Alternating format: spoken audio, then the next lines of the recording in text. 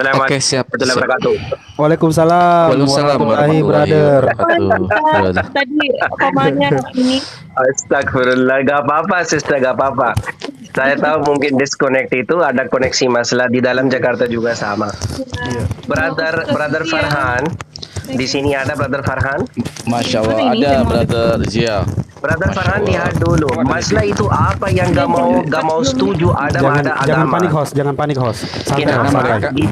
Tutup aja. Iya. Kalau gitu tutup aja. Tutup. Silakan Silakan. Brother Farhan, lanjut saya dengar. Ya, saya Ya, saya pernah izin turun diskusi juga, tentang Mbak adab Hos, ini ya. dengan Terima Rudi kasih Aziz. atas Mereka waktu memang dan tidak pendapat pernah Anda. menganggap ada agama, Oke. karena memang tidak diturunkan agama dalam pemahaman mereka. Oke. Mereka hanya memahami bahwa apa yang dipahami kekristenan itu adalah pengikut, bukan agama. Maka Kristos itu artinya adalah pengikut Yesus. Maka mereka tidak mempercayai bahwa apa itu agama. Berbeda dengan Yahudi. Bahkan pemahaman kenapa mereka kok tentang langsung putus konsep tadi ketuhanan berbeda jauh jaringannya? tentang Yahudi. Yahudi percaya ada agama, karena agama itu artinya adalah tuntunan, bukan pengikut, tapi tuntunan. Pengikut itu kalau dalam Islam dan Yahudi itu adalah umat. Jadi mereka tidak memahami itu. Iya. Kekristenan tidak akan memahami ketika kita bertanya tentang agama. Itu nggak akan pernah memahami. Itu Brother Farhan tidak masuk logik. Kenapa definisi di dalam kamus Bang Bible Farhan, apa agama kresek-kresek artinya noise code of Bang Farhan? ethics. Beri silent dulu kali sebentar. Dan itu code of ethics dari Allah Subhanahu wa taala atau dari Adam sendiri. Yep. Nah, itu di sini ini orang Kristen bingung, brother. Gak bisa kembali jawab. Itu code of ethics dari mana? Yang Adam itu code of ethics itu artinya nauzubillah bin zalik, Adam seperti agnostik. Agnostik bikin hukum code of ethics sendiri dari otak. Itu definisi agnostik. Di Bible LAI ada penerjemahan kalau kehidupan beragama agamamu tidak lebih baik daripada Yahudi, gitu kan? Itu kan. Iya. Makanya sebenarnya narasi agama itu memang mereka tolak karena memang mereka di luar dari konsep ketuhanan Yahudi, Bang Barata. Ini saya pernah diskusi dengan Rudianes keras waktu itu, saya bilang Anda berarti menganggap bahwa Ibrahim juga tidak beragama. Karena apa? Karena produk dari yang diturunkan dalam Milata Abraham itu adalah konsep pemikiran dari Abraham sendiri. Itu salah. Semua produk dari ketuhanan dari nabi-nabi itu adalah dari firman. Mereka berkomunikasi dengan Tuhan. Itu yang artinya nanti mereka menjadikan rujukan kepada pengikut-pengikutnya. Nah, ini yang tidak dipahami oleh kekristenan. Ya, benar. Benar itu, brother. Jadi ini juga membuktikan bahwasannya mereka ini keluar daripada Mila Ibrahim, keluar daripada Betul. di Adam gitu. Kan gitu. Betul sekali. Itu yang saya maksud Bang. Itu yang saya maksud, ada kelemahan mereka dalam membuat sebuah kajian ya. Contoh ketika mereka merujuk kepada Kristos yang terjadi di Antioquia, itu salah besar. Yang mereka maksud itu bukan seperti itu. Bahwa apa yang diturunkan oleh Paulus di saat itu Kristen itu malah berdasarkan itu ejekan. Kristen itu dulu ejekan yang dilekatkan kepada pengikut Paulus. Di Antioquia itu, kalau kita baca secara literatur sejarah, Antioquia itu adalah bagaimana ya ajaran-ajaran pagan ya bertarung dengan ajaran-ajaran yang dibawa oleh Paulus. Maka di sana terjadi akulturasi budaya. Akulturasi budaya inilah yang menautkan Paulus mencoba untuk bertasawuf. Paulus ini coba bertasawuf, menggabungkan antara budaya dan agama, budaya pagan dengan agama. Inilah yang merujuk kepada ketuhanan yang berbentuk empiris bahwa Yesus itu adalah Tuhan. Nah, ini yang berbahaya sebenarnya. Kalau Kristen mau memahami sejarahnya, bahkan sejarah bagaimana ketika Kristen menjadi agama resmi tahun 392 oleh Kaisar Theodosius, mereka akan paham bagaimana Kristen meluas berdasarkan agama yang dibawa oleh Romawi. Maka terjadilah perpaduan antara Romawi yang basicnya adalah pagan dengan agama kekristenan yang memang sudah terkontaminasi pagan dari Antioquia. Baca di literatur, Antioquia itu adalah pusat kepaganan di Yunani zaman dahulu ketika Paulus coba masuk di sana. Jadi ini kan yang di Bible Protestan ya yang muncul begini. Kalau yang dari Katolik kayaknya enggak ya. Karena saya mau sedikit tambah, Brother Farhan. Izin dulu. Iya, brother, sorry, brother. Ini, brother, kenapa ini gak mau setuju orang Kristen? Ada yang satu masalah. Adam punya agama atau Adam ada agama. Yang ini mau setuju yakin Adam ada agama, Harusnya wajib Adam ada agama dari mana? Ada koneksi dengan Allah ya, dan ada wahyu. Yang orang ada wahyu masuk kategori di dalam prophet, brother. Betul. Karena prophet definisi prophet adalah berkomunikasi dengan Tuhan, yang artinya menerima wahyu, menerima firman dari Kamus Tuhan. Bible. Kamus Bible. Betul sekali. Ya, ini mau setuju. Lagi rusak itu kita semua ini dari atas ke bawah. Ya, itu dia makanya justru mereka ini menyatakan mereka keluar daripada pengajaran para nabi, jadinya mereka sendiri ya kalau yang, tapi ini makanya saya bilang tadi, ini kan dari Protestan ya. Bagaimana dengan dari Katolik gitu? Saya nggak tahu kalau dari Katolik apa menyepakati Kristen ini bukan agama. Saya nggak yakin itu. Kalau Katolik masih Katolik yang Katolik yang masih ortodok kayak di Rusia ya. Makanya kenapa Islam itu sangat berkembang di Rusia. Mereka menganggap sama dengan Islam, bahwa memang Kristen ini adalah sebuah agama yang diturunkan kepada nabi. Maka disitulah pencarian nabinya itu. Nah, mereka kadang mentok di dalam pencarian nabi. Nabi mana yang dimaksudkan, yang menurunkan kekristenan? Nah, merujuk kepada itu, yang paling berbahaya kalau ini dipahami oleh pihak kekristenan, bahwa Yesus secara definisi jelas di sini bukan sebagai Tuhan. Nah, kekristenan ortodok memahami ada dua pemahaman yang paling fundamental, yaitu sebagai nabi dan sebagai Tuhan. Pertarungan pemikiran oleh Kristen ortodok di Rusia itu seperti itu.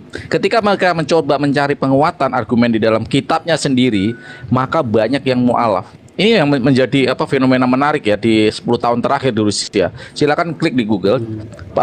Di Rusia itu kenaikan Islamnya sangat signifikan, dan ini bukan berdasarkan urbanisasi ya, bukan berdasarkan urbanisasi atau bukan urbanisasi para pendatang ya, para imigran, bukan imigran. Tetapi di Rusia justru penduduk lokal. Kalau di Eropa masih banyak lah imigran yang akhirnya masuk Islam, yang menjadi Islam berkembang di Eropa ya. Tapi kalau di Rusia, khususnya Rusia, itu dari penduduk lokal yang akhirnya berubah karena ini keterkaitan hubungan politik dulu Rusia dengan, sampai saat ini pun Uni Soviet dulu kan sama Turki ini kan sangat erat ya hubungannya dengan ke Utsmaniyah itu ya. Tsar itu dulu hampir runtuh dan dibantu oleh kekhalifahan Utsmaniyah. Nah, di sinilah masuk paham bagaimana ulama-ulama dulu itu menjadi pejabat penting dulu tuh Tsar namanya. Tsar itu TSAR, itu adalah pemimpin atau raja di kerajaan Prusia. Jadi dulu sebelum Uni Soviet itu ada namanya Prusia, kerajaan Prusia. Pakai P ya, Prusia, yang sekarang kembali menjadi Rusia. Itu aslinya Prusia zaman dulu. Nah, inilah yang membuat Islam sangat berkembang di sana. Karena landasannya sama sebenarnya kalau Kristen ortodok. Sedangkan Kristen di Indonesia ini lahir dari Kristen Barat yang tidak memahami akar Semitik, budaya Semitik. Kristen Indonesia itu lahir dari Belanda dan Portugis. Iya, dan Barat, kekristenan Barat itu lebih cenderung kepada arah kepaganan karena diturunkan dari Romawi itu sendiri, dari kekristenan Antioquia. 392 ketika Edict of Milan, Kaisar Theodosius menobatkan Kristen sebagai agama negara bagi Romawi. Nah, sejarah seperti ini yang kadang mereka tidak pahami. Yang lebih lucu tadi yang Brother Zia bilang, kenapa kalau lu yang berasumsi bisa bebas dan kita harus setuju, sedangkan kita yang berasumsi sesuai tafsir lu nggak terima. Kalau itu kebiasaan mereka, kebiasaan mereka itu selalu gitu. Iya, mereka tuh ditanya semua asumsinya beda-beda. Itu aja udah asumsi pribadi gitu. Astaga, makanya tuh kalau saya pribadi kalau bertanya sama mereka tuh bukan yang berat-berat. Kalau memang enggak yang kayak menjebak atau apa, saya cuma nanya Trinitas itu udah Trinitas. Terus ngapain Yesus turun? Kalau memang kehendaknya ngapain Yesus turun untuk disalib gitu? Apakah itu salah satu sebagai nubuatan? Berarti sandiwara dong. Kacau kalau absurd banget gitu. Kembali lagi ketika udah dijelaskan seperti itu, kembali lagi ya iman, balik lagi ujung-ujungnya iman. Ya imannya iman absurd. Enggak mau bareng-bareng mikir gitu. Kalau mau debat, ayo kita mikir dulu, nggak usah iman dulu gitu. Masuk akal tidak, kan begitu. Nah, itu yang mereka tidak pahami. Sebenarnya diskusi itu bukan bahwa ranah doktrin atau keimanan. Iya. Diskusi adalah bagaimana membuat sebuah konstruk argumen dari pemahaman konsep dalam beragama. Setuju. Konsepnya yang didiskusikan. Ini yang kadang-kadang tidak dipahami mereka. Jadi orang diskusi itu bukan karena keimanan, karena iman itu adalah sesuatu yang tidak bisa didiskusikan karena mereka adalah kepercayaan, sudah yakin gitu loh. Tetapi yang didiskusikan adalah konsepnya. Konsep memahami keimanan ini yang diargumentasikan. Nah, adu argumennya di sana, di konsepnya itu. Ya.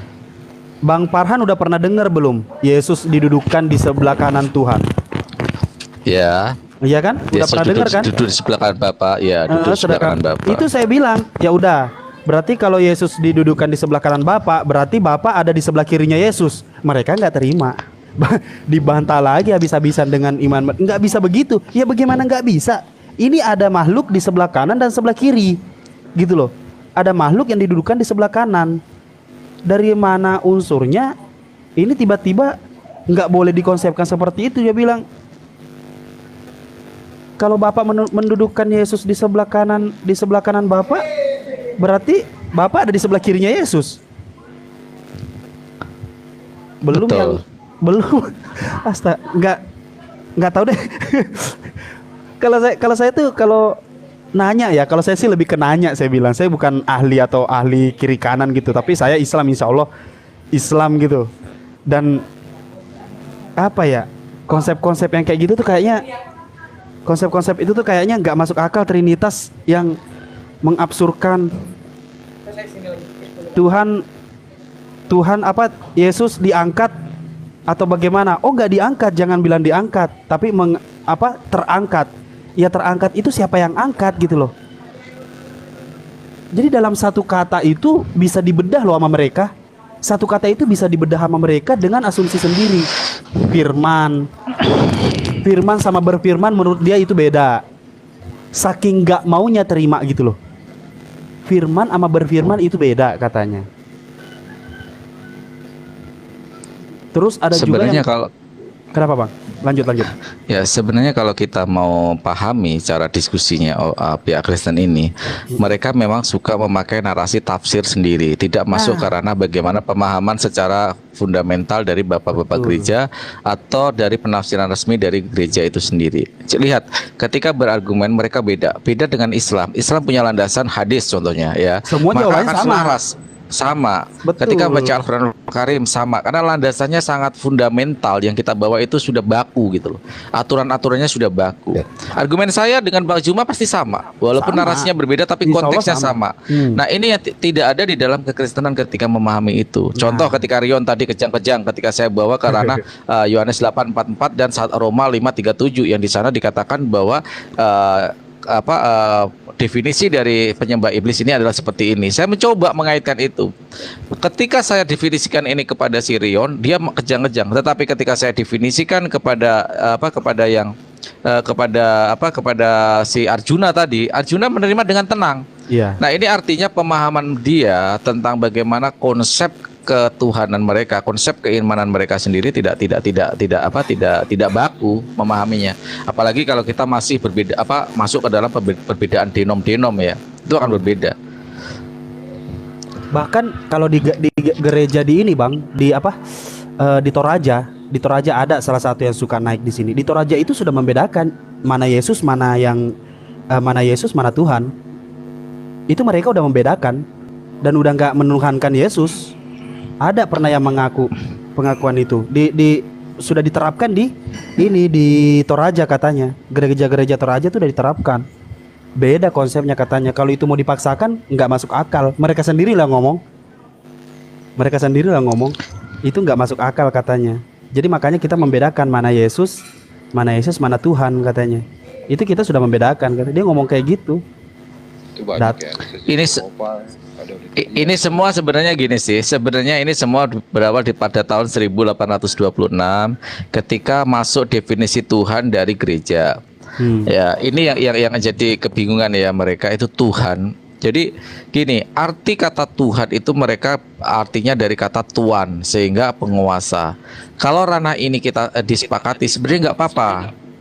Tetapi ketika mereka mencoba definisi atau definisi dari Tuhan itu dikaitkan dengan Allah. Maka saya sering nanya, tinggian Tuhan atau Allah?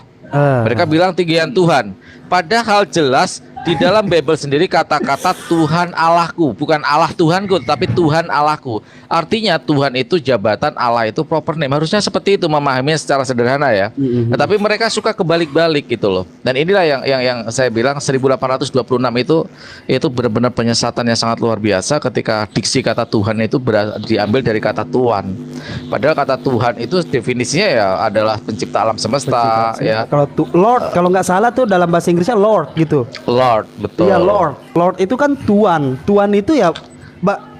Kenapa langsung tiba-tiba jadi Tuhan? Ya, Nah, itu. satu masalah saya mau tambah sedikit, Brother Farhan. Satu masalah dengan orang Kristen, brother, di sini atau lain negara juga. Ini tidak mau lihat atau tidak mau studi tafsir dari theologians, brother. Betul. Ya, yang tafsir dalam theologies akidah itu beda dan biasa orang agama Kristen akidah itu beda, brother. Misal banyak orang agama Kristen yang biasa awam tidak setuju atau tidak yakin Abraham itu nabi. Tapi di dalam church tradition, mulai church gereja sampai sekarang, semua ulama atau scholar agama Kristen setuju itu Abraham itu nabi. Betul. Itu ada di Kejadian 20 nomor 7 itu.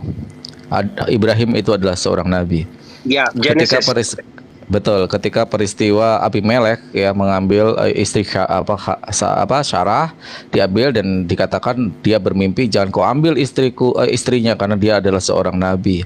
Nah, ini sebenarnya ya itulah keterkaitan antara wahyu, firman. Mereka aja definisinya kebolak-balik. Firman itu apa? Karena memang ini ya, karena memang landasan ini semua berdasarkan landasan yang tidak baku di antara mereka.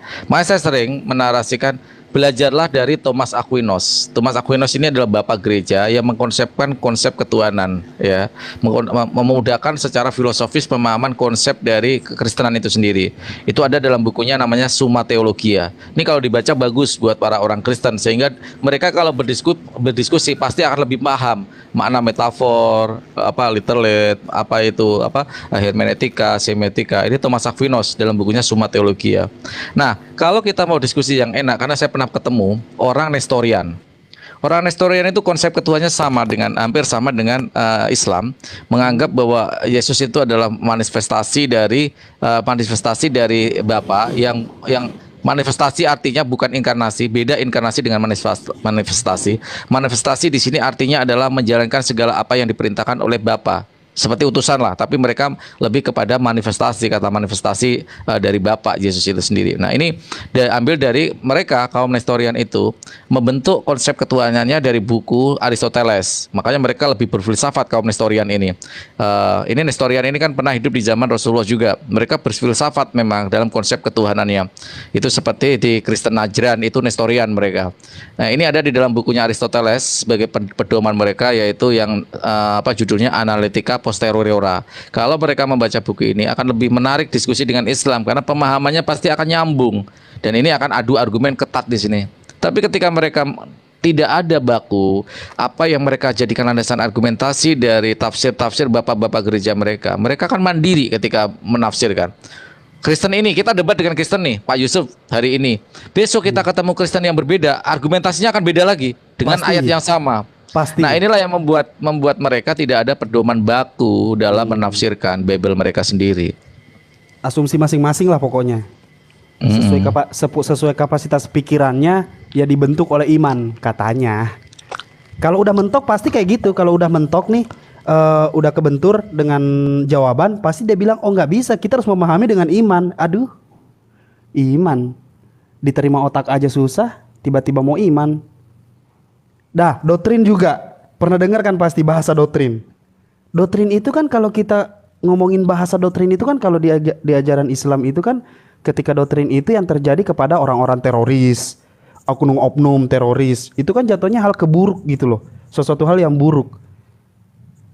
Nah, ini kalau di mereka doktrin itu sesuatu hal yang baik gitu. Itu contoh dipelintir sebagaimana mungkin, sebagaimana bisa, pokoknya sebagaimana cara sesuatu hal-hal yang menurut kita nggak masuk akal, dia berusaha memperbaiki itu biar kita terima dengan oh doktrin itu ada lagi kata lainnya, berarti doktrin itu ada kebaikannya. Ya karena menurut mereka ya Bible itu ya doktrin, gereja-gereja itu ya doktrin. Nah kalau doktrin kayak begitu gimana ya? Kurang jelas ya jadinya letaknya itu di pengajaran gereja atau di isi Bible atau Bible pun Bible yang mana gitu. Ada beberapa. Itu juga masalah perjanjian, Bang. Perjanjian itu. Perjanjian lama, perjanjian baru. Oke, perjanjian lama, perjanjian baru. Lama apa baru itu mungkin mereka bisa enggak tahu deh. Mereka pelajari apa enggak. Tapi kenapa bahasa awalnya perjanjian gitu loh. Kenapa mesti harus ada kata perjanjian?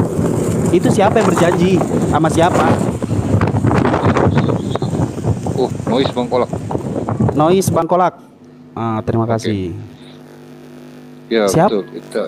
siapa yang berjanji? Ini apa? Ini kan cara saya mute mereka dulu untuk- ya. Saya oke. mute dulu, saya taruh dulu. Mau beli rokok dulu sebentar, saya keluar iya, dulu. siap. Oke. Siap. Ini sepertinya kalau saya asumsikan juga sebenarnya ya, karena Iya. nggak bisa disimpulkan masalahnya. Ini kan pengajaran yang mereka ambil ini memang berdasarkan daripada pengajaran pemikiran penerjemahan menurut pribadi-pribadi jadinya. Pengesahan dari suatu hal yang ada aturan panduannya itu nggak jelas gitu. Jadi memang benar dari pemikiran jadinya, pemikiran seperti kata Khizia tadi itu, jadi mereka membuat seperti yang menghasilkan kata kode itu kan kode etik untuk bertingkah laku jadinya, itu kan jadi ke etika, itu memang larinya ke pemikiran manusia, budaya jadinya, bukan ajaran ketuhanan gitu. Iya, Budaya ini kan hasil budidaya manusia gitu.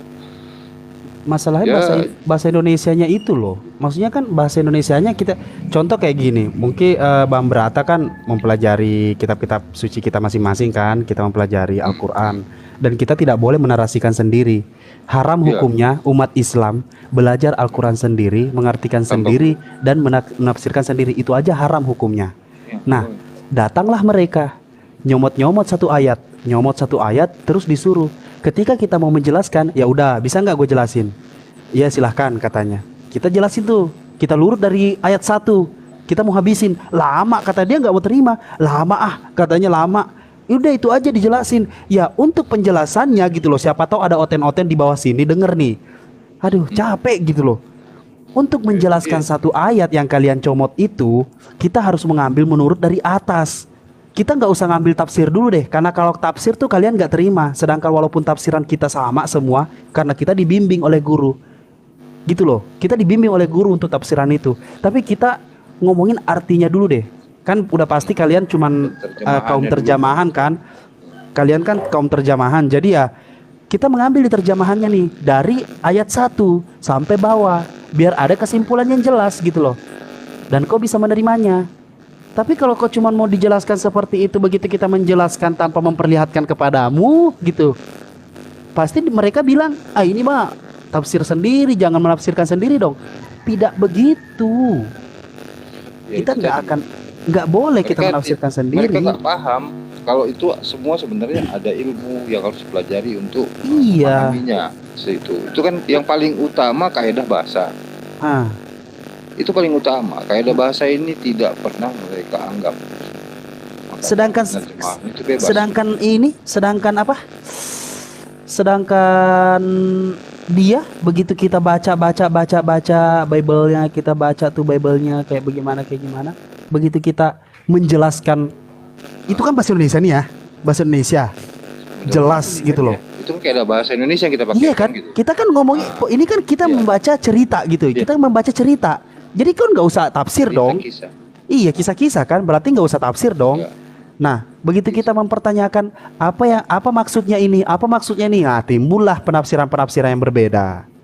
Mantap sudah tuh. Nah, ini yang mereka katakan nanti sebagai konteks ya, konteks.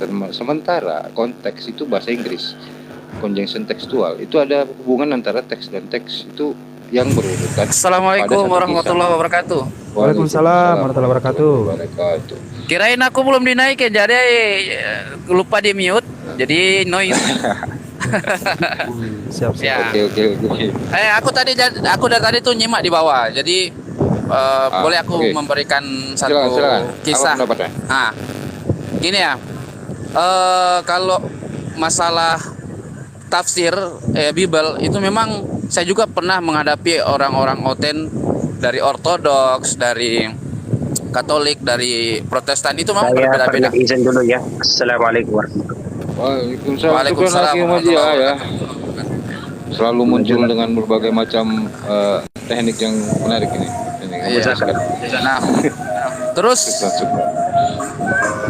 bentar, ada musik terlalu keras. Oh, Jadi di keluarga saya pun, ya, istri saya, ipar saya, dulu sebelum saya nikah dengan istri saya itu, saya teman kan sama dia, jadi sering diskusi tentang masalah agama. Dia Kristen Protestan. Nah, ketika aku tanya sama dia, siapa, kalau kamu berdoanya kepada siapa? Dia bilang kepada Tuhan Allah, Allah Bapa, kan gitu. Terus Yesus itu Tuhan bukan? Dia bilang Tuhan. Kenapa nggak berdoa kepada Yesus? Ya Yesus itu kan utusan. Nah saya nggak tahu dia ini dapat tafsirnya dari mana. Nah Pasti tafsirnya beda-beda, kemarin, ya. Nah kemarin ipar saya datang kan, saya datang ke rumah gitu. Kalau bahasa, kalau nggak tahu ya kalau ini bahasa seluruh dari bahasanya orang Kristen seluruh dunia atau gimana, atau khusus di Indonesia ada istilahnya CD. Di CD itu pengukuhan mungkin ya. Kalau di kita Islam itu dibayat Bayat. gitu. Nah, kalau mereka mungkin CD itu kalau orang sudah dewasa sudah belajar mungkin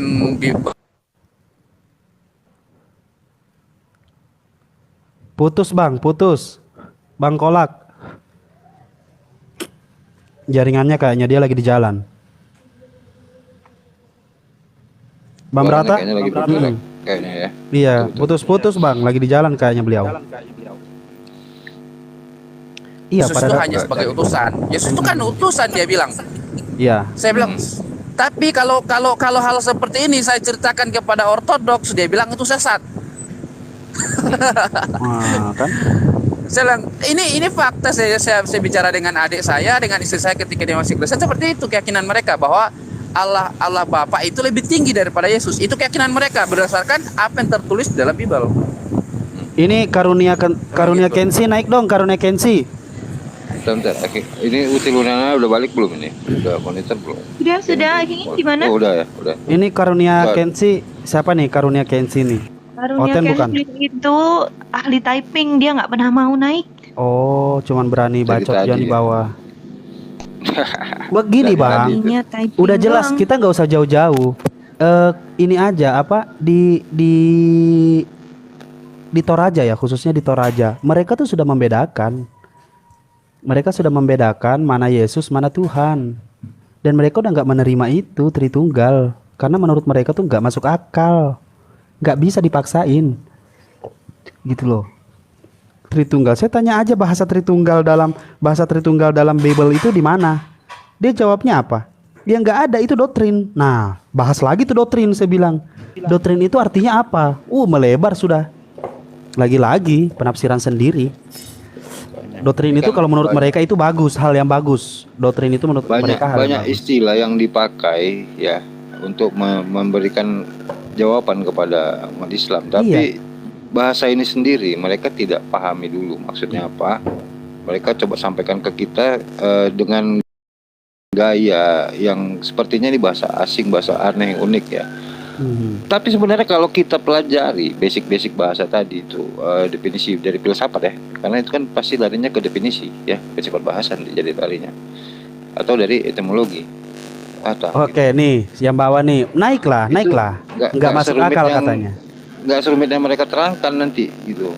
Malah jadinya apa yang mau mereka sampaikan itu muter-muter, itu akibatnya penjelasan itu jadi muter kayak obat Nggak nyamuk itu. jelas, ujung-ujungnya Nggak kita nyampe ini ujungnya. kita ini mau berargumen menurut pemikiran. Kita pikir dulu yang masuk akal dulu. Kita yang mau cari nih kebenaran ini dari segi mana gitu. Dari segi mana? Ya. Trinitas, three in one atau tri apalah gitu dipaksain jadi satu, Roh Kudus dihembuskan. Itu dari itu tadi dari bayi katanya Roh Kudus. Roh Kudus yang tadi disampaikan Akhijia tadi itu, Mm-mm. kan itu asumsi dari Pak Yusuf tadi ya, tentang bukan Pak Yusuf ya, banyak umat Kristen kalau ditanya tentang Tritunggal itu, mereka itu kan memberi penjelasan definisi, sementara nggak ada Trinitas itu dalam Bible sebenarnya, itu ya, tidak jelas gitu kan.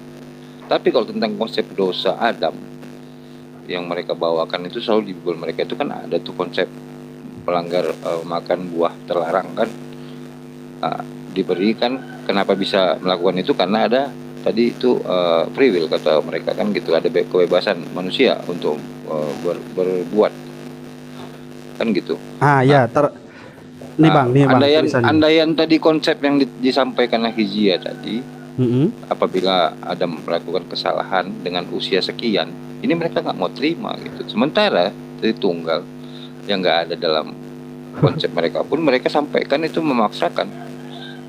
Itu tadi katanya pokoknya narasi tadi, sendiri. kenapa mesti double standard gitu, kenapa Muslim nggak boleh memberi asumsi, tapi ya dari Kristen sendiri bisa memberi asumsi bebas gitu tanpa memberikan dasar yang kuat penjelasannya. Sementara tadi Akhijia tuh mau menjelaskan tentang dasar dia tadi, kalau misalnya seperti ini dia pasti punya dasar, tidak diberi kesempatan menjelaskan itu.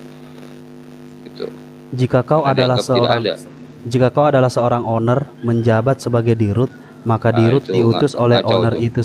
Itu beda. bos. Itu beda konsep. Tidak ada pemimpin owner Tidak ada owner mengutus dirinya sendiri, tidak ada. Nggak ada. Kalau nggak pernah kerja di perusahaan atau nggak punya perusahaan jangan ngomong, itu nggak ada. Nggak ada.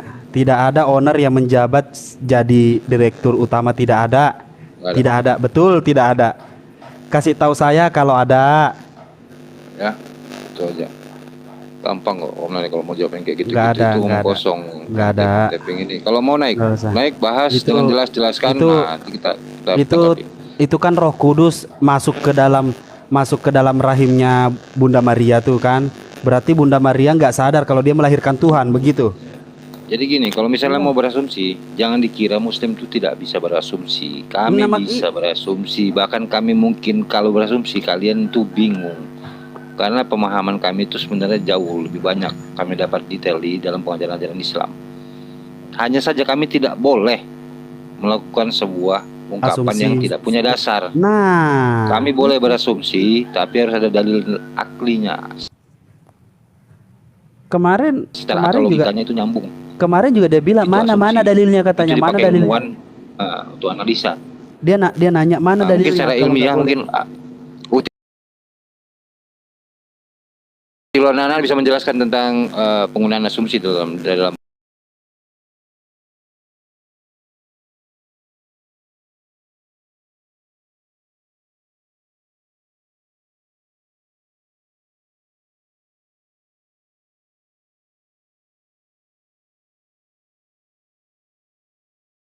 perusahaan-perusahaan kecil yang menginginkan nama, karena mau nggak mau harus ada yang menjabat itu, gitu loh. Mau nggak mau, masa deh, kok Tuhanmu kok lucu ya, bisa diartikan dengan dirut sama CEO. buat analogi Tuhan dari makhluk itu suatu kesalahan besar. Tidak bisa membuat analogi tentang Tuhan. Akan makhluk suatu kesalahan besar. Kalau Anda berpikir secara apa namanya itu filsafat, Anda sudah gagal berfilsafat. Suaranya ada yang noise bang, ada noise. Saya mengkritik di sini. Kritik ya? Iya, noise ini. Banyak. Oke. Ya kalau ada Oten naik lah. Ya pokoknya Bunda Maria dia nggak sadar ngelahirin Tuhan, udah gitu aja. Ada tamu. Tunggu sebentar. Saya izin bentar, ada tamu. Oke, aman. Oke. Tahu nggak kalau tafsirnya si John Peter? Heeh. Ah, Apa itu? dia menggunakan akalnya dia ya untuk menafsirkan bahwa Yesus itu tidak dilahirkan melalui pintu rahim. Caesar itu kan kemarin dialog sama kami sama Oh iya, Iya. itu pernah bang, dialog itu di Caesar Ya. berarti katanya. Nah, jadi Caesar bisa jadi dia bilang bisa Caesar kan kemahakuasaan Allah kan atau Tuhan kan. Jadi bisa jadi dia Caesar atau dimuntahkan lewat mulut. Ini tafsir lucu saya kalau mendengar ini. Emang, ya pokoknya belum pernah ada yang ditanya jawabannya sama, belum ada penafsirannya sama tuh belum ada. di Pemala Bu Hadis kemarin lucu tuh.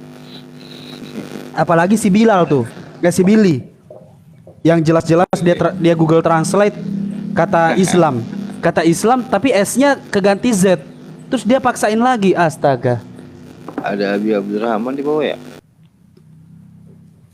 kacau nih mereka nih, gak jelas. Sebenarnya gini sih, kalau kita pahamkan secara epistemologi apa itu asumsi. Asumsi itu sebenarnya tidak salah ketika ketika ujung dari argumentasinya itu dikaitkan nanti dengan dalil. Karena mana asumsi itu adalah dugaan yang diterima sebagai dasar berargumentasi, itu asumsi. Nah, ketika nanti rujukannya itu yang nanti disebut sebagai dalil. Nah, konsep dalil sendiri itu terbagi dalam pemahaman yang bersifat observable. Jadi logika kebenaran itu dalam merujuk sampai pada tahap argumentasi yang disebut sebuah kebenaran yang bersifat aksioma. Yang pertama itu kita membawa sebuah premis dulu. Apa sih premis yang ingin kita diskusikan? Ya, premis prolog gitu ya. Nah, kedua adalah bagaimana mereka menunjukkan konsep variabel dan data konsep variabel. Nah, asumsi ini masuk ke dalam ranah prolog, premis asumsi ini, karena sebagai dugaan awal yang diterima sebagai dasar nanti dia berargumentasi. Setelah melakukan prolog, asumsi ataupun awal premis ini, baru nanti diperkuat dengan data. Nah, ini masuk ke ranah dalil nih, data, konsep dan variabel-variabelnya. Nah, ketiga nanti masuk ke dalam fakta. Pengujian data itu disebut fakta dan realitas. Banyak orang yang salah menduga fakta dan realitas sama. Beda. Fakta dan realitas ini bersifat observable. Fakta adalah segala sesuatu yang benar, ada, tetapi belum teruji kebenarannya. Benar ada, tetapi belum teruji kebenarannya. Nah, ketika fakta ini diuji kebenarannya, nanti masuk ke dalam realitas. Tahapan ketiga dalam ranah kebenaran, parameter kebenaran. Nah, yang keempat masuk ke dalam aksioma. Silogisme. Silogisme adalah sebuah klaim kebenaran yang masih bersifat sementara.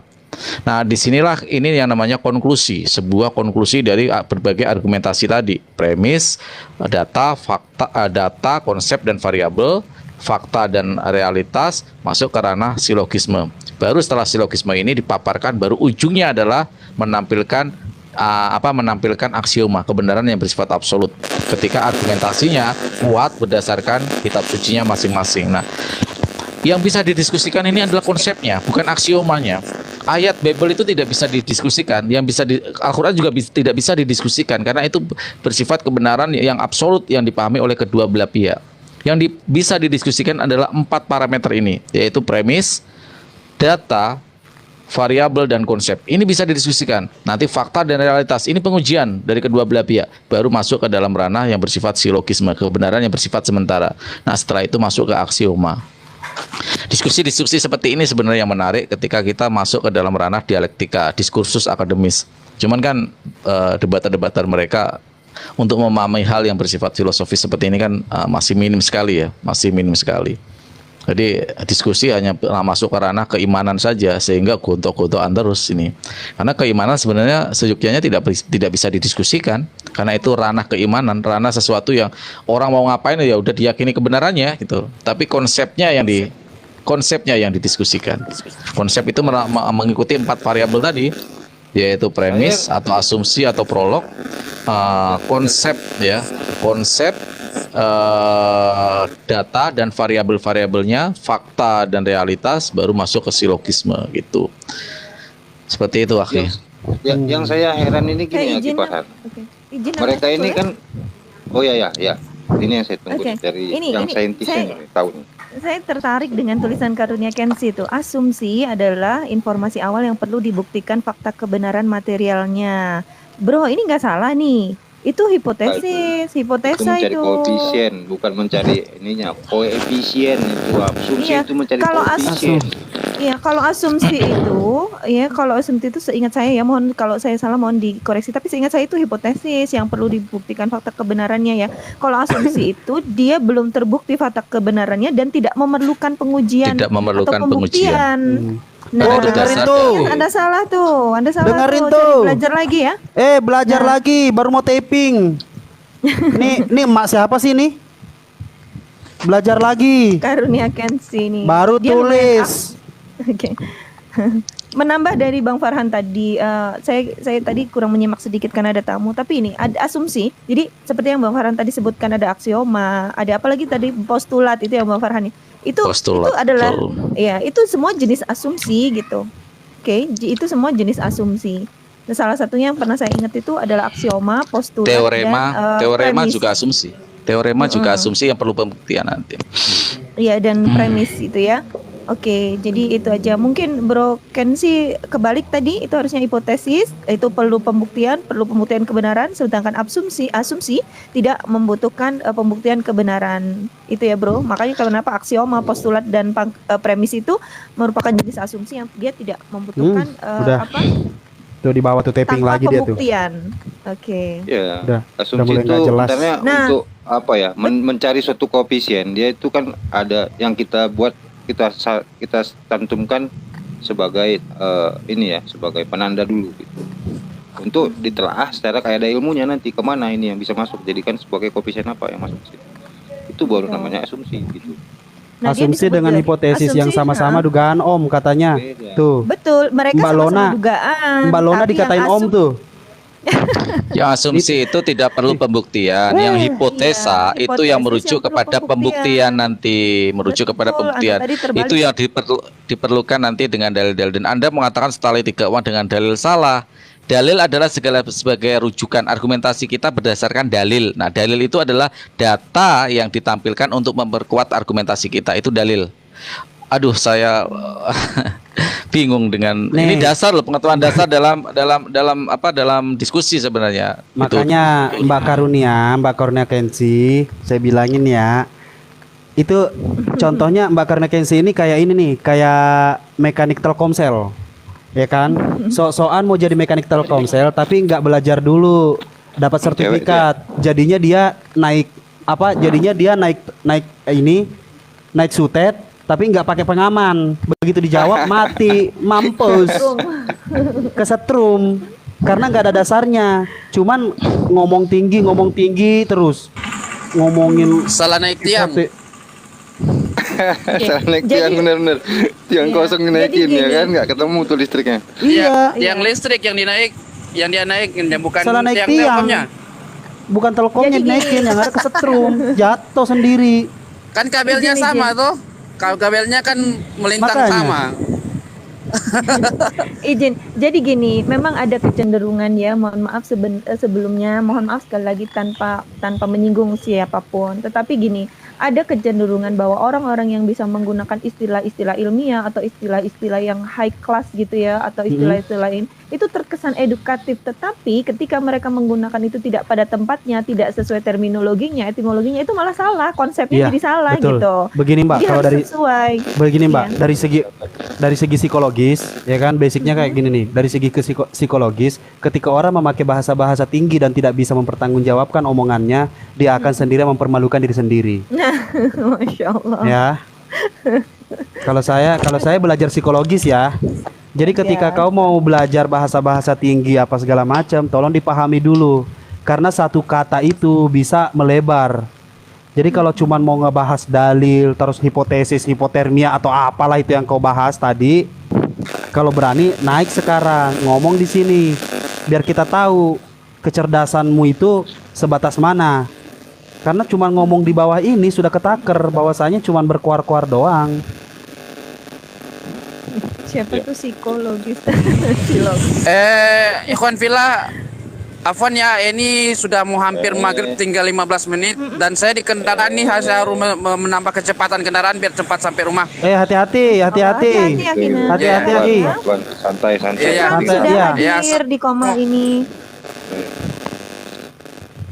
Syukran Akina. Oke, Iwan Villa, saya Wabarakatuh. juga Waalaikumsalam warahmatullahi wabarakatuh. Iwan Villa, room ini sudah live dari jam 9 pagi tadi Iya, dan jam insya 9 Allah iya. Berkah, Ini berkah. baru hari ini saya buka siang. Biasanya saya selalu jaga malam dari jam 10 sampai pagi biasanya saya jaga malam. Tapi hari ini qadarullah agak longgar jadi saya buka jam 9. Insya Allah 15 menit lagi kita tutup ya Iwan Villa karena nanti jam 9 akan kita buka lagi karena ada jadwal debat Bang Farhan melawan siapa Bang Farhan? Saya lupa. Arjuna. Oh yang tadi ngegas itu. Waduh. Di roomnya KTFP yang tadi ngegas tadi. Oh, oke. Saya usahakan Oke nih, saya akan jadi kalau ada yang mau naik moderatornya. nanti ke penuan, saya mobile saya mute dulu aja. Nanti turunin aja Nggak kalau ada apa-apa yang naik sih. ya. Bentar lagi kita juga tutup Komal kok, santai aja. Iya, oke. Saya udah nggak Aku naik soalnya lagi mau kecuali ada bergerak. saudara Kristen yang naik. Aku mau bergerak dulu soalnya. Kalau mau tahu karunia Kensi, kalau mau tahu bukti hukum ketuhanan Allah, naik ke sini. Ngobrol biar kau jelas dengarnya. Karena orang kayak kau tuh sudah jelas bahwasanya ketika dikasih penjabaran kau akan menangkis. Kalau mau berargumen, coba tameng dalam hati itu dibuka dulu. Mau bertahan atau open minded. Open minded tahu nggak open minded? Buka otak. Kalau ngomong dari tadi bahasa gede nih. Salah satu guru besar yang ngomong di Islam bahwasanya orang kalau level pembelajarannya baru level 1, dia akan merasa lebih hebat, menguasai segala hal, mengetahui segala macam cara. Jadi begitu dia berdebat dengan seseorang, dia akan selalu menyanggah. Dia selalu menyanggah perkataan orang. Tapi ketika dia naik pembelajarannya ke level 2, dia akan bertanya dan dia akan menjawab dan beradu argumen secara sopan. Tapi ketika dia udah naik ke level 3, dia akan merasa manusia paling bodoh di dunia. Karena apa? Ternyata yang dia pelajari itu bukan semua dalam dunia ini. Masih banyak ternyata pengetahuan yang jauh lebih hebat di luar sana. Begitu konsepnya. Masya Allah, luar biasa. Sedikit saya bahas tambahan dikit tentang pertanyaan Ukti. Saya nggak tahu ya ini laki-laki atau perempuan sih. Bukti hukum ketuhanan Allah SWT itu Allah Subhanahu wa taala tuh apa ya? Bukti hukum tuh maksudnya apa ya? Hukum positif ataukah hukum alam ataukah hukum apa nih maksudnya? Oke, tapi saya mau jawab dikit aja. Gini, saudaraku, di dalam ilmu ilmu psikologi pendidikan ya, kita mengenal ada namanya kemampuan berpikir, 2 kemampuan berpikir, yaitu kemampuan berpikir konkret dan kemampuan berpikir abstrak. Oke, Bang Ibesta mungkin sudah paham tuh ya. Nah, kemampuan berpikir konkret itu adalah kemampuan berpikir dikarenakan bisa melihat, bisa mendengar. Jadi dia menggunakan panca inderanya untuk membuktikan sesuatu sehingga memiliki kemampuan terkonstruklah kemampuan berpikir dia berdasarkan apa yang dia lihat, apa yang dia dengar. Nah, itu berdasarkan empiriknya, panca inderanya. Tetapi biasanya kemampuan berpikir itu berkembang kepada anak-anak, ya. Seiring usianya, maka anak-anak akan mengkonstruk kemampuan berpikir abstrak. Abstrak itu artinya sesuatu yang tidak bisa dilihat oleh mata mereka.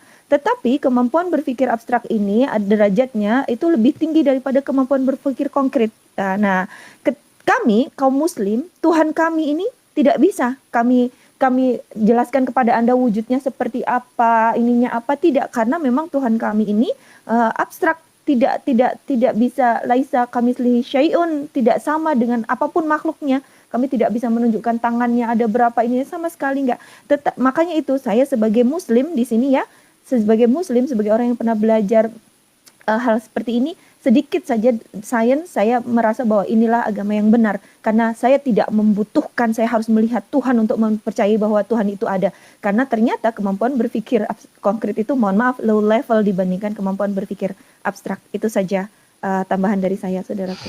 Ya, hal itu sebenarnya selaras dengan apa yang ada di Alkitab ya, bahwa Tuhan tidak bisa dilihat, tidak bisa didengar. Di Yohanes ada tuh ayat-ayatnya, 1:18, Yohanes 5:37 dan yang lain-lain mungkin bisa ditambahkan dari Ikhwan fillah semuanya. Silakan, tafadhol. Oke, saya tambahkan dikit tentang memahami makna kebenaran secara hakikat ya. Jadi ada ketiga instrumen untuk memahami sebuah kebenaran dari struktur konstruk kita memahami kebenaran hakikat. Yang pertama adalah empirisme, yang tadi disebut sebagai kebenaran yang bersifat konkret. Itu empirisme, menangkap semua data-data, mengkonstruksikan semua data-data itu. Data-data itu perlu disalurkan untuk diolah. Nah, itulah masuk ke dalam rasionalisme, atau kalau ini neokortek kita, otak kita. Ini yang menangkap data dari empirisme kita untuk mengolah kepada rasionalisme kita. Di sana nanti akan ada pertarungan antara benar dan salah. Tetapi yang memutuskan bukan otak. Ingat, yang memutuskan itu benar dan salah itu bukan otak loh. Nah, inilah masuk ke dalam ranah bagaimana yang dikatakan Ukhtilona Ana tadi, bahwa ketika kita masih pada tahapan awal dalam kecerdasan, maka dia akan cuman menggunakan otaknya atau kebenaran yang bersifat konkret tadi. Masuk kebenaran yang bersifat hakikat itu sebenarnya bukan di ranah rasionalisme, tetapi dimasuk di ranah intuisi, hati, kolbu. Ya, kolbu itulah yang menentukan sebenarnya kebenaran yang bersifat abstraksi itu. Nah, itulah kenapa di dalam Islam memahami kebenaran itu bukan hanya terdapat kepada dua level, yaitu kebenaran yang hakikat itu. Hati itu tidak pernah bisa dibohongi. Itulah kenapa kita selalu punya hati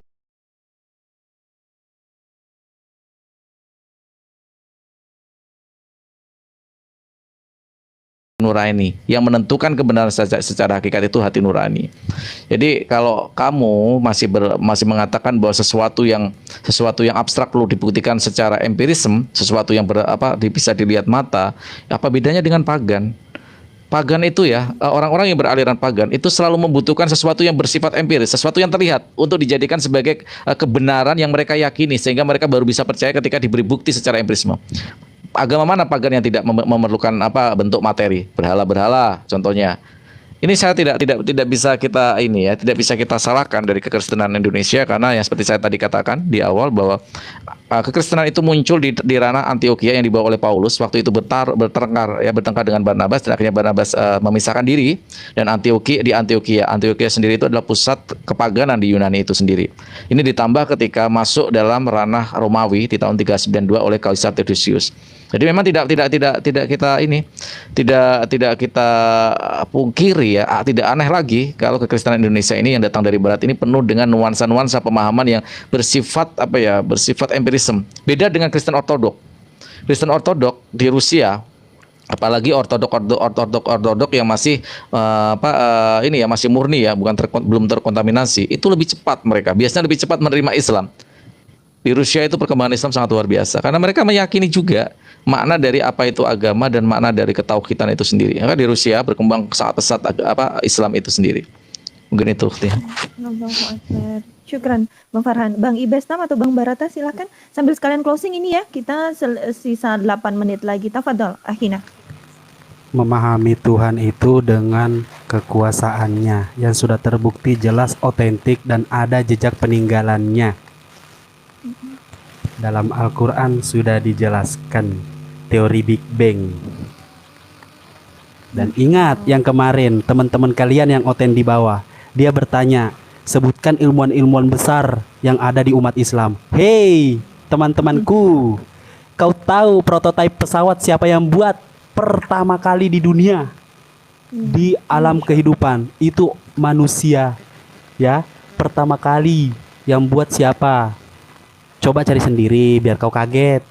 Atau mau dikasih tahu, itu umat Islam. Prototipe pesawat. Prototipe pesawat ya. Saya kasih tahu ya, prototipe pesawat. Dan yang lebih dekat ini yang kalian kenal, Habibie. Habibie diminta untuk menyempurnakan Air Force One. Air Force One itu pesawat nomor 1 di dunia, terbaik di dunia dan teraman di dunia. Habibie diminta untuk menyempurnakan lantainya. Lantai pesawat itu ada 3 lantai. Lantai dasar pesawat itu ada 3 lapisannya. Nah, lapisan tengah itu disempurnakan oleh Habibie. Habibie itu orang apa? Kalian tahu sendiri. Dia yang bisa menggelombangkan lantai itu tanpa harus pecah. Itu Habibie yang menciptakannya. Dan Habibie juga yang membuat aerodinamik pesawat yang bengkok. Yang bengkok di ujung pesawat. Pasti sering lihat? Setiap pesawat lepas landas dan turun landas, Habibie mendapatkan $4. Hai, kalau mau ngomongin duit. Habibie pernah mau diambil otaknya. Tahu itu? Tahu nggak? Itu orang Islam loh, Habibie itu loh. Ya kan?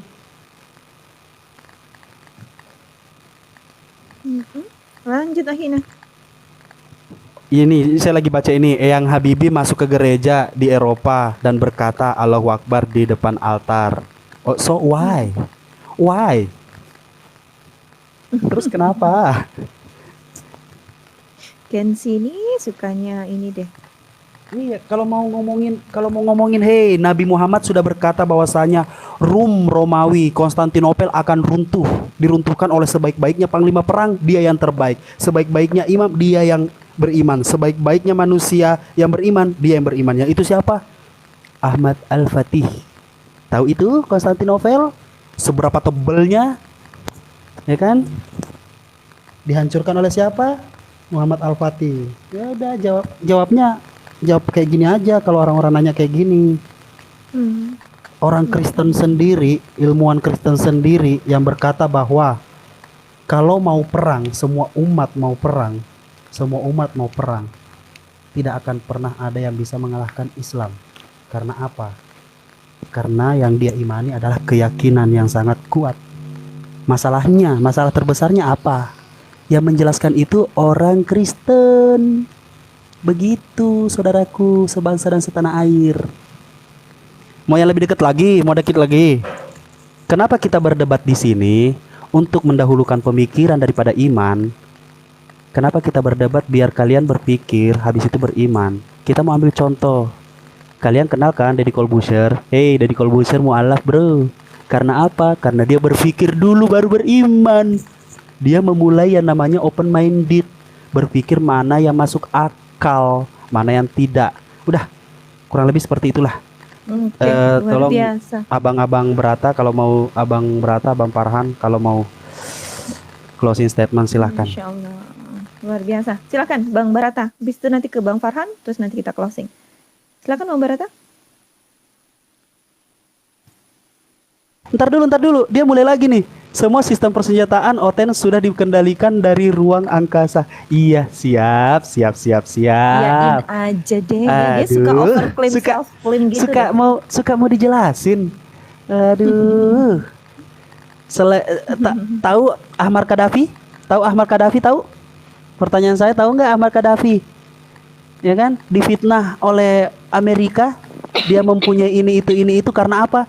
Karena dia menerapkan ajaran Islam di negaranya untuk mengembangkan suatu negara, dan itu maju dengan pesat tanpa bertunggu bertahun-tahun lamanya. Dan itu bertumbuh dengan pesat. Itu memakai landasan ajaran Islam untuk mengembangkan negaranya sendiri. Dan akhirnya apa? Mereka bahagia. Mereka bisa membuka lapangan pekerjaan yang luas dengan kekayaan negaranya. Lagi-lagi memakai ajaran Islam. Tapi apa? Amerika benci itu karena dia tidak mau Ahmad Gaddafi ini bisa berkembang menguasai dunia dengan ajaran-ajarannya. Begitu, makanya difitnah. Yang fitnah siapa? Kebetulan seiman dengan kau. Begitu. Oke, luar biasa. Terima kasih Bang Ibas. Nanti dia nggak Iya, selesai-selesai dia itu Makanya, typing terus. Bang Barata silakan Bang Barata.